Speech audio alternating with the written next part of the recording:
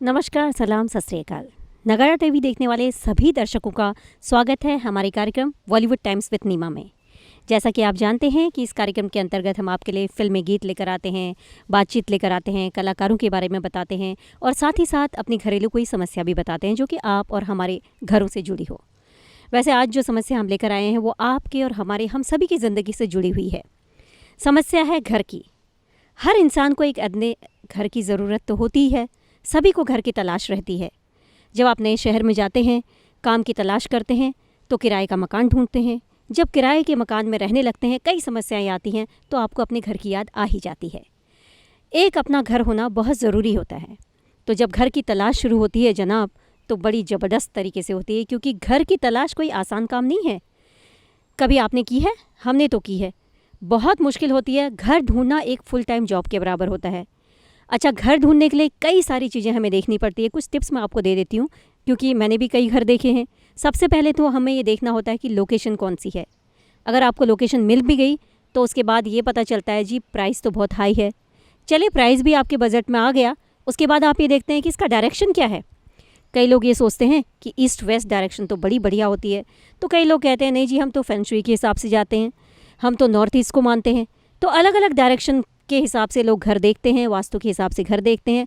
चलो मानो आपको वास्तु के हिसाब से घर मिल भी गया, जब आप अंदर जाते हैं तो क्या मिलता है जी? बेडरूम तो बहुत छोटा है, या लिविंग रूम तो बहुत बड़ा है, या इसके अंदर तो कबर्ड नहीं है, या फिर इसका बैकयार्ड बहुत छोटा है, बाहर तो स्पेस नहीं है, या अंदर स्पेस नहीं है। सारी समस्याएं एक के बाद एक आती है। ऐसा नहीं है कि एक घर में आपको मनचाहा घर महल मिल जाएगा, ऐसा कभी नहीं होता। आप एक घर के बाद दूसरे घर की तलाश, दूसरे के बाद तीसरे की तलाश करते रहते हैं। बाद में आपको पता चलता है जी जो सबसे पहले घर देखा था वही सबसे बढ़िया था। अच्छा, अब आप घर तो देखते हैं ये देखकर कि देखिए जो हमारा रिश्तेदार था उसने तो बहुत बड़ा घर लिया है, हमने भी वैसे ही लेना है। अगर आप ऐसे करेंगे तो कभी भी आप घर में खुश नहीं रह पाएंगे। घर अपने बजट के हिसाब से लीजिए, जितनी आपकी बजट है उसी के हिसाब से, दूसरों को देखकर ना लें।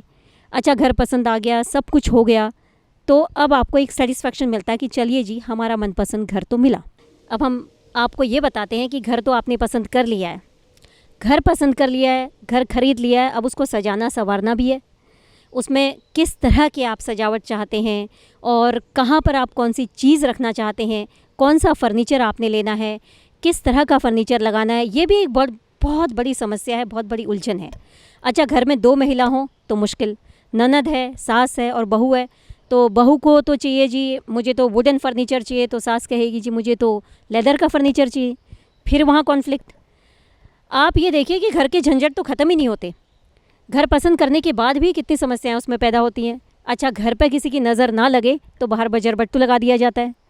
कई लोग नींबू मिर्ची लगा देते हैं, कई लोग वहाँ पर शनि का कुछ लटका देते हैं, तो कई हॉर्स शू लगा देते हैं। वैसे ये मान्यताएं हैं, कई बार काम भी करती है मन की शांति के लिए। ये सारी चीज़ें तो हो गई और आपने डिसाइड किया फ़र्नीचर कौन सा लेना है, तो चलिए किसी तरह सुलह हो भी जाती है कि किचन का फ़र्नीचर जो है वो बहू के हिसाब से है और लिविंग रूम का फ़र्नीचर ननद के हिसाब से हो गया, तो घर का कोई और फर्नीचर मदर इन लॉ के हिसाब से हो गया। तो ऐसे भी समस्याओं का जो है निपटारा हो ही जाता है। किसी न किसी तरह से घर सज संवर भी जाता है। अब जब सज संवर गया, घर के अंदर की डेकोरेशन हो गई, तो बात आती है बाहर की। तो बाहर यार्ड में कौन कौन से पेड़ लगाएं, फल के लगाएं, फूल के लगाएं, छोटे पेड़ लगाएं, बड़े पेड़ लगाएं, हर तरह की समस्याएं आती हैं। तो एक के बाद एक घर लेना एक कोई समस्या का समाधान नहीं है, बल्कि घर के बाद और भी बहुत सारी समस्याएं आती हैं, उनका भी समाधान करना पड़ता है। जो आदमी घर लेकर के उसमें 2 साल तक रह रहा है, वो समझ लो घर के मामले में उसने पीएचडी कर ली है, घर की समस्याओं के मामले में। तो आप उनसे राय भी ले सकते हैं, वैसे मुझसे भी राय ले सकते हैं। स्क्रीन पर नंबर आ रहे हैं, आप उस पर भी कॉल कर सकते हैं, हम आपको बताएंगे, बहुत सारी सुझाव देंगे इसके बारे में। जैसे घर सजाने संवारने से हसीन तो हो ही जाता है यारों, और घर को सजाना एक बहुत बड़ी बात होती है, बहुत बड़ी कला होती है। उसका डिज़ाइन कैसा बनाना है, कालीन कैसे लगाने हैं, फर्नीचर कैसा लगाना है, ये सारी चीज़ें उसके अंदर आती हैं। तो चलिए जी, आपका घर सज भी गया, घर बन भी गया, संवर गया, गार्डन बन गया, सब कुछ हो गया। अच्छा, जब हम नए नए शहर में जाते हैं तो जब हम घर की तलाश करते हैं, कई लोग ऐसे होते हैं जो कि घर की तलाश में आते हैं, तो समझ लीजिए कि आपके पास किराएदार की भी ज़रूरत है।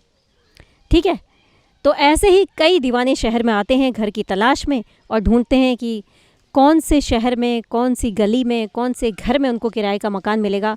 बड़ी मुश्किल होती है, बड़ी उलझन होती है। अब किराए के मकानों का पहले भाड़ा देखो, उसके बाद उसमें फ़र्नीचर है कि नहीं ये देखो, उसके बाद किराएदार जो आपका मकान मालिक है वो कैसा है वो देखो। कई लोग तो ये भी देखते हैं कि वो भाषा कौन सी बोलता है, या कौन सी जाति का है, या खान पान क्या है, वेजिटेरियन है, नॉन वेज है। हर तरह के सवाल जो है उनके दिमाग में आते हैं।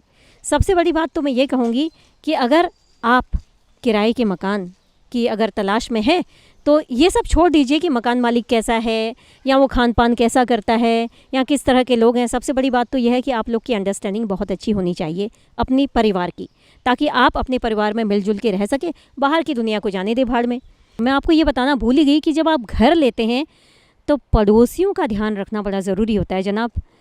कैसे आपके पड़ोसी हैं, क्योंकि आपने जब घर लिया है तो 1 साल में तो आप मूव नहीं करेंगे, 6 महीने में मूव नहीं करेंगे, कम से कम 3-4 साल तो उस घर में रहेंगे ही। जब आप रहते हैं तो अड़ोसी पड़ोसियों से भी आपका सामना होता ही है। कई बार पड़ोस में ऐसे लोग होते हैं जो आपके घर आते हैं, दरवाज़ा नोक करके कहते हैं जनाब आप चाय पियेंगे? आपने कहा जी हाँ पी लेंगे। तो कहेंगे ठीक है जी, हमें थोड़ी सी चाय पत्ती दे दें, थोड़ी दूध दे दें, थोड़ी पानी दे दें, थोड़ी चीनी दे दें, हम आपके लिए भी चाय बना देंगे। तो कहते हैं जी आप हमारे लिए भी चाय बनाएंगे? तो चलिए ठीक है। तो कहते हैं नहीं जी आप इतनी सारी चीज़ें दोगे, आप ही चाय बना लो, हम आपके घर में पी लेते हैं। तो ऐसे भी पड़ोसी होते हैं। और कई बार तो पड़ोसी ऐसे होते हैं जो ताका झांकी करते हैं। पता चला आप पर्दा लगा रहे हैं और सामने आप देख रहे हैं कि कोई आपकी खिड़की की तरफ ताका झांकी कर रहा है। तो ये भी एक बहुत बड़ी समस्या है जनाब।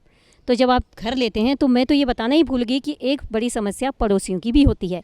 तो आप ध्यान दें कि आपके आस पड़ोस में कैसे लोग हैं। अगर आपके बच्चे छोटे हैं तो आपको ऐसा पड़ोस देखना चाहिए जहाँ पर छोटे बच्चे हों। अगर आपके घर में बुज़ुर्ग हैं तो ऐसा पड़ोस देखिए जहाँ घर में बुज़ुर्ग हैं। अगर आप सिर्फ हस्बैंड वाइफ हैं फिर तो चलेगा, जैसे मर्जी पड़ोस हो, आपने तो अपनी दुनिया में मस्त रहना है और उन्होंने अपनी दुनिया में मस्त रहना है। हाँ, लेकिन ताका झांकी करने वाले पड़ोसी तो शायद ही किसी को पसंद आते होंगे। इसी के साथ ही आज का ये कार्यक्रम यहीं समाप्त होता है। आपकी हमारी मुलाकात होगी अगली बार। तब तक के लिए नमस्कार, सलाम, सत श्री अकाल।